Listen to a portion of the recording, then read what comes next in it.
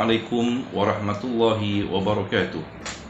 Alhamdulillahi rabbil alamin. Wassalatu wassalamu ala ashrafil anbiya'i wal mursalin, Sayyidina Muhammadin wa ala alihi wa sahbihi ajma'in. Bersyukur kita kepada Allah Subhanahu wa ta'ala kerana diberikan kesempatan untuk kita masih lagi boleh menghirup udara untuk bernafas. Dan sedar tidak sedar kita telah pun masuk ke dalam bulan Rabiul Awal, yang mana bulan Rabiul Awal ini tercatat satu sejarah yang sangat besar bagi umat Islam, iaitulah kelahiran junjungan besar Nabi Muhammad sallallahu alaihi wasallam. Rasulullah sallallahu alaihi wasallam adalah utusan Allah untuk membimbing manusia ke arah yang diredai Allah Subhanahu wa taala. Bila kita sebut sambutan Maulidur Rasul, semua kita mengetahui dan menyambut Maulidur Rasul ini dengan pelbagai kaedah. Di antaranya, kita akan disajikan dengan program-program yang dianjurkan untuk kita memperingati junjungan besar Nabi Muhammad sallallahu alaihi wasallam. Di samping itu, kita juga menghayati pengorbanan Nabi sallallahu alaihi wasallam dari zaman 1400 tahun yang lalu, semata-mata untuk menegakkan agama Allah Subhanahu wa taala di muka bumi ini. Nabi menempuh pelbagai dugaan dan cabaran, dan akhirnya sehingga hari ini kita hidup dengan nikmat iman dan Islam yang telah dibawa oleh junjungan besar Nabi Muhammad sallallahu alaihi wasallam bersama para sahabatnya satu ketika dahulu. Sebagai umat Islam, sebagai murid yang beragama Islam, sebagai individu yang beragama Islam, kita wajib mencintai Rasulullah sallallahu alaihi wasallam. Cinta kepada Allah dan Rasul ini adalah cinta yang pertama sekali, yang kita kena letakkan di nombor yang pertama. Setelah itu barulah cinta kita kepada ibu bapa, keluarga dan sebagainya. Kita tidak boleh meletakkan cinta selain daripada cinta kepada Allah dan Rasul ini dengan cinta kita kepada perkara-perkara yang lain. Kita kena letakkan yang pertama, yang teratas sekali. Dalam menyebut tentang kecintaan kepada Rasulullah sallallahu alaihi wasallam ini, sudah tentu murid-murid bertanya, bagaimanakah kita untuk kita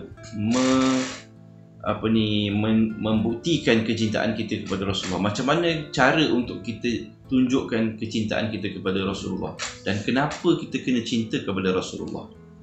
Murid-murid yang dirahmati Allah sekalian,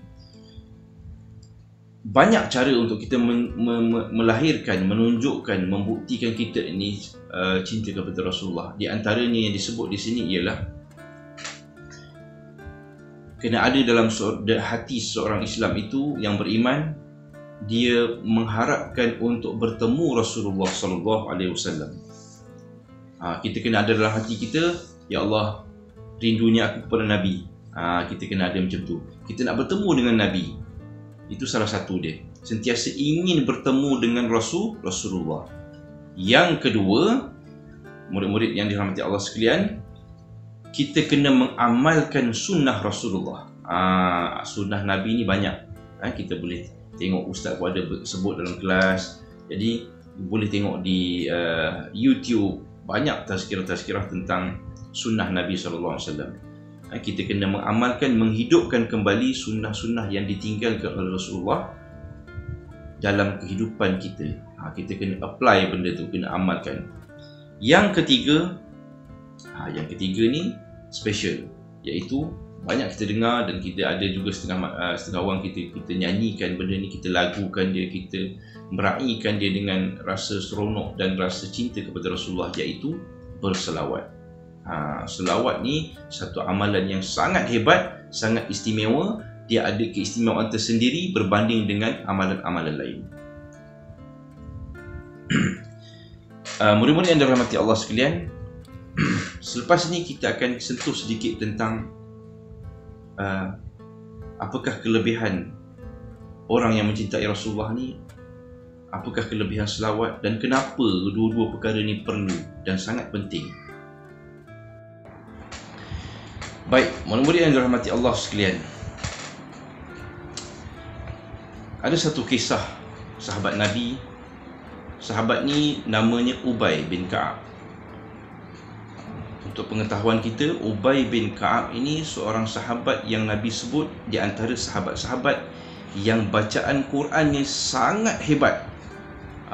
Kalau kita nak tahu siapa bacaan Quran yang paling hebat ketika zaman Nabi dan sehingga hari ini, tak ada siapa boleh tanding bacaannya, iaitulah Ubay bin Ka'ab. Kenapa? Ubay bin Ka'ab ni bila dia baca Quran, bacaannya itu hampir sama bacaan Jibril alaihissalam, malaikat Jibril. Bukan sama dari segi suaranya, tak, sama dari segi tepat dari segi tajwidnya. Ini Ubay bin Ka'ab. Hebatnya sahabat Nabi ni. Seorang lagi Nabi sebut antara sahabat Nabi yang bacaan Qurannya yang hebat, iaitu Abdullah bin Mas'ud. Ada dua sahabat ni, antara dia ialah Ubay bin Ka'ab dan Abdullah bin Mas'ud. Dua sahabat Nabi yang bacaan Qurannya sangat tepat tajwidnya, sangat hebat. Jadi siapa-siapa yang nak baca Quran, nak belajar Quran ketika itu, Rasulullah kata, kau dengarlah bacaan Abdullah bin Mas'ud ataupun Ubay bin Ka'ab. Baik, Ubay bin Ka'ab ni pada satu hari pernah bertemu Rasulullah SAW. Ubay bin Ka'ab ni bertanya kepada Rasulullah, wahai Rasulullah, aku ni dalam kehidupan seharian aku ni, aku banyak berzikir. Ubay bin Ka'ab ni dia seorang sahabat yang kuat berzikir. Di antara zikir-zikir yang dia dibaca, banyaklah yang seperti yang Rasulullah anjurkan. Contohnya subhanallah, alhamdulillah, Allahu akbar, subhanallah wa bihamdi, subhanallahil azim, la hawla wa la quwwata illa billahil aliyul azim. Banyak zikir-zikir yang dibaca ni. Sebagai contoh, katalah Ubay bin Ka'ab ni dalam sehariannya dia berzikir 6 jam.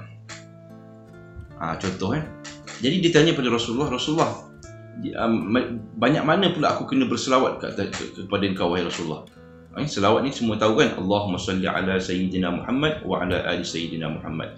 Jadi dia bertanya pada Rasulullah, dia kata kat mana dia nak selit zikir selawat ni, selawat kepada Nabi ni dalam zikir harian dia. Jadi dia kata, adakah aku kena zikir 1/3, 1/4 daripada tempoh zikir aku yang setiap hari aku buat ni? Rasulullah kata, ma syi'ta wa in zidta fahuwa khair. Rasulullah kata, okey dah, kalau nak masukkan 1/4 daripada itu selawat, tapi kalau kau tambah lagi baik. Kemudian dia tanya lagi, kalau aku tambah 1/3, macam mana Rasulullah? Rasulullah kata sama, jawapan Rasulullah sama juga. Okey dah tu, tapi kalau kau tambah lebih baik. Kemudian Ubay bin Ka'ab tanya lagi, wahai Rasulullah, apa kata kalau aku ambil separuh daripada waktu aku berzikir? Contoh 6 jam, 3 jam tu dia baca selawat saja, 3 jam lagi dia baca zikir lain. Rasulullah jawapan dia sama juga, ma syi'ta wa in zidta fahuwa khair. Kalau kau tambah lebih baik. Jadi kalau dah sampai separuh tu dah banyak kan? Jadi Ubay bin Ka'ab kata 2/3. 2/3 ni dah hampir penuh lah, hampir semua. Rasulullah kata jawapan dia sama juga. Ma syi'ta wa in zidta fahuwa khair. Kalau kau tambah lagi baik, wahai Ubay. Maka Ubay sampai 2/3 tu dia faham, dia kata, kalau macam ni, semua waktu aku berzikir ni aku gantikan dengan selawat. Di situ menunjukkan bahawa berselawat ni lebih hebat daripada zikir-zikir lain. Bukan kita kata kita tak perlu zikir yang lain, tidak. Siapa yang perbanyakkan selawat tu adalah lebih baik. Itu yang Rasulullah sebut kepada Ubay bin Ka'ab. Satu kisah lagi yang Ustaz nak kongsikan di sini, kenapa kita diajak untuk berselawat banyak kepada Nabi SAW. Kita manusia, semua manusia berhajat masuk ke syurga Allah Subhanahu Wa Taala. Tak ada orang pun nak masuk dalam neraka Allah walaupun sesaat. Dalam perjalanan kita menuju syurga Allah Subhanahu Wa Taala, kita akan menempuh padang mahsyar, siratul mustaqim. Satu penantian yang sangat sangat dahsyat. Di padang mahsyar, kita manusia semua akan mencari-cari seorang individu, iaitu manusia yang bernama Muhammad sallallahu alaihi wasallam. Kenapa kita kena cari Muhammad sallallahu alaihi wasallam? Sebab ketika itu semua manusia mengharapkan pertolongan Nabi sallallahu alaihi wasallam. Nabi-nabi lain tak dapat memberi syafaat kepada umatnya, kepada kita. Hanya Muhammad sallallahu alaihi wasallam yang diberi keizinan oleh Allah Subhanahu Wa Taala untuk memberi syafaat kepada umatnya. Sebab itulah kita kena banyak berselawat kepada Nabi. Allahumma salli ala Sayyidina Muhammad wa ala ali Sayyidina Muhammad. Penuhkanlah kehidupan kita seharian, perbanyakkanlah dengan selawat. Okey. Baik. Di padang mahsyar, sikit lagi saya ambil sikit lagi masa untuk kita kongsikan, saya kongsikan sedikit tentang kisah di padang mahsyar. Sahabat tanya, siapa yang dapat jumpa engkau, wahai Rasulullah? Rasulullah kata, orang yang akan nampak aku di padang mahsyar ialah orang yang paling banyak berselawat kepada aku. Dalam soal banyak mana kita nak kena selawat kepada Nabi ni, ulama membahaskan, adakah kita tanya, adakah kalau katalah saya berselawat 100 kali sehari, banyak tak? Tak banyak. Kerana minimum ulama sebut kena berzikir sekurang-kurangnya 300 kali sehari. Ini pendapat ulama. Jadi sebenarnya 300 tu pun bukannya banyak, itu paling sikit. Jadi orang yang akan bertemu, yang mudah bertemu Rasulullah di padang mahsyar ialah orang yang paling banyak berselawat pada Nabi. Berselawatlah sepanjang masa. Kerana selawat ni sangat besar dia punya kelebihan dia. Baik, bila di padang mahsyar, manusia akan melalui fasa perhitungan di depan Allah Subhanahu Wa Taala. Di padang mahsyar ni tak ada orang yang akan bercakap. Termasuklah para nabi, para malaikat akan diam, tunduk kepada Allah. Kerana mahsyar adalah hari kemurkaan Allah. Allah murka kepada hamba-hambanya yang berlaku maksiat, yang buat maksiat banyak ketika dia berhidup. Jadi di hari padang mahsyar ni disebut hari kemurkaan Allah. Sebab itulah semua makhluk akan tunduk dan tak berani cakap satu patah pun. Nampak? Manusia akan dihitung di padang mahsyar ni selepas perhitungan setiap orang. Okey, baik. Kalau saya ustaz nak sebut tentang berapa ramainya manusia di padang mahsyar ni, panjang nanti. Okey, kita akan bertemu di lapangan yang lain, insya-Allah. Kalau ada rezeki kita akan kongsikan. Di padang mahsyar ni, manusia daripada zaman Nabi Adam sampailah hari yang terakhir, kiamat, akan dihimpunkan di situ. Ramai. Bilangan binatang semua akan dikumpulkan di situ. Seluruh jin dan juga syaitan akan dikumpulkan di situ. Syaitan dan jin adalah bangsa yang berbeza. Syaitan ni semua akan masuk neraka, tapi jin ada yang masuk syurga, ada yang masuk neraka. Sebab jin ni ada yang Islam, ada yang tidak Islam. Begitu juga manusia, ada yang masuk syurga dan masuk neraka. Baik. Tetapi umat Islam, umat Nabi Muhammad SAW, selepas dia melalui, kita manusia ni akan melalui perhitungan dengan Allah. Selepas siapa yang dia telah ditimbang amalannya, kita akan bawa buku amalan kita ni pergi ke satu tempat. Nabi kata, bertemulah aku di telaga Haud, di Haudun Nabi, iaitu telaga Kausar. Nabi kata perjumpaan akan jumpa di telaga Kausar. Jadi selepas manusia melalui fasa ditimbangkan amalannya, kita akan berjalan terus ke telaga Kausar. Di situlah akan kita dapat berbual, kerana kita dah diam 1000 bahasa, kita tak berani cakap. Di padang mahsyar kita tak boleh cakap. Baik, bila sampai di telaga Haud, di telaga Kausar ni, Haudun Nabi, barulah kita akan boleh bercakap. Itu pun kalau boleh bercakap. Wallahu alam, kita akan menempuh saat itu. Di situlah akan diminum, kita akan minum air telaga tu. Seteguk kita minum, akan hilang haus selama-lamanya. Ada orang yang akan cedok sendiri minum, ada orang yang akan diberi minum oleh Rasulullah SAW. Itu istimewa orang macam tu. Jadi tempoh kita dihitung amalan ni, seorang manusia akan berhadapan dengan Allah, menghitung amalan dia. Setiap manusia disebut akan menghitung lebih kurang 50,000 tahun. Bayangkan ada berapa juta manusia, seorang akan melalui 50,000 tahun nak mendengar, nak melihat apa yang telah dilakukan seumur hidup dia. Kemudian selepas minum di Telaga Kausar itu, kita akan melalui titian sirat. Melalui titian siratul mustaqim inilah perkara yang Allah Rabbi, kita kena minta kepada Allah supaya dipermudahkan urusan kita ketika itu di padang mahsyar, melalui titian siratul mustaqim. Dapatlah jumpa Nabi. Tak ada benda lain yang kita nak dalam masa itu. Kita cari Nabi Muhammad saja yang boleh menolong kita. Dalam satu kisah disebut, Rasulullah pernah melihat seorang manusia ni melalui titian siratul mustaqim ni laju sepantas kilat. Ada yang seorang lelaki ni berjalan di atas siratul mustaqim ni, dia terhoyong-hayang ke kanan, ke kiri, ke kanan, ke kiri, terhoyong-hayang nak jatuh.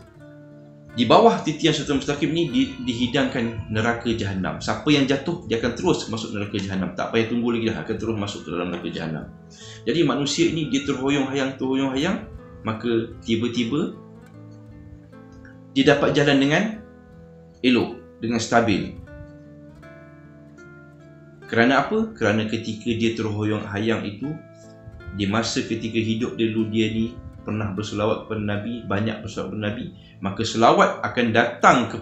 selawat itu datang kepada lelaki tersebut, memimpin lelaki tersebut melalui titian siratul mustaqim sehinggalah ke pintu syurga Allah Subhanahu Wa Taala. Nampak tak murid-murid sekalian, hebatnya selawat ni. Kita tak tahu lagi amalan kita, solat kita, zikrullah kita, puasa kita, sedekah kita diterima oleh Allah. Murid-murid yang dirahmati Allah sekalian, begitulah sedikit sebanyak perkongsian berkenaan dengan cinta kepada Nabi Muhammad SAW. Kenapa kita perlu cinta Nabi? Kerana kita ingin bersama-sama Nabi Muhammad SAW menuju ke syurga Allah SWT. Kenapa kita kena cinta Nabi? Kerana kita inginkan pertolongan dan syafaat Nabi ketika hari akhirat besok. Jadi, marilah sama-sama kita hidupkan hari-hari kehidupan kita ini dengan perbanyakkan selawat ke atas Rasulullah SAW. Kerana apa? Selawatlah satu-satunya ibadah yang confirm, yang pasti akan diterima Allah Subhanahu Wa Taala. Ya, jadi janganlah lepaskan peluang ini. Isikan masa lapang kita di rumah, terutama di cuti pada kita di rumah kita ketika cuti sekolah ni, bukan cuti sekolah, cuti PKPB ni. Kita perbanyakkan selawat. Lepas solat waktu, kita selawat 10 kali. Kalau 5 waktu, dah 50 kali. Jadi kita perbanyakkan. InsyaAllah kita masing-masing akan menuju hari akhirat. Dan kita juga masing-masing akan berada di padang mahsyar. Ketika itu kita tidak lain tidak bukan kita akan mencari Nabi Muhammad SAW. Seperti yang saya sebut tadi, orang yang paling mudah untuk melihat dan nampak Rasulullah dan dia akan bersama-sama Rasulullah, orang yang paling banyak berselawat. Jadi Rasulullah adalah manusia yang perlu kita cintai, yang kita kena letak cintanya kita kepada Nabi ini, cinta yang nombor satu. Kerana kita nak bertemu dia dan Allah Subhanahu Wa Taala di hari akhirat besok, insya-Allah. Jadi murid-murid yang dirahmati Allah sekalian, teruskan berselawat dan insya-Allah kita akan bersama Nabi Muhammad SAW. Saya akhiri perkongsian pada hari ini dengan mohon maaf di atas kekurangan saya. Mudah-mudahan apa yang kita dengarkan hari ini, kita saksikan hari ini akan menjadi saksi di hari akhirat besok dan akan termasuk dalam amalan yang akan dihitung oleh Allah Subhanahu Wa Taala untuk mendapatkan perintah Allah Subhanahu Wa Taala. Wabillahi taufiq wal hidayah. Wassalamualaikum